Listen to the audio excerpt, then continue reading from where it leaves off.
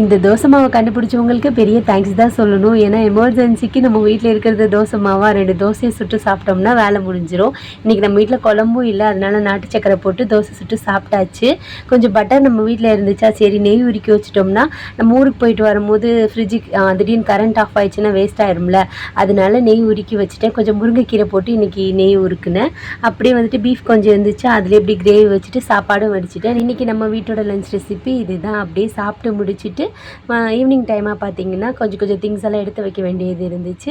Mister perfect husband படத்தை போட்டு விட்டுட்டு ஒவ்வொரு திங்ஸாக எடுத்து வச்சுட்டு இருந்தேன். பாப்பாவுக்கு முக்கியமாக ஸ்வெட்டரு, நைட் ட்ரெஸ் இதெல்லாம் தேவைப்படும்ல, அதனால அவங்களுக்கு தான் ஃபஸ்ட்டு பார்த்து எடுத்து வைக்கணும்.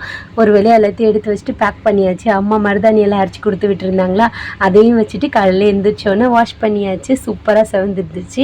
இந்த இலை மருதாணியே அந்த கழுவும் போது ஒரு வாசனை வரும்ல, அது சூப்பராக இருக்கும். அது எத்தனை பேருக்கு பிடிக்கும்னு சொல்லிட்டு சொல்லுங்கள்.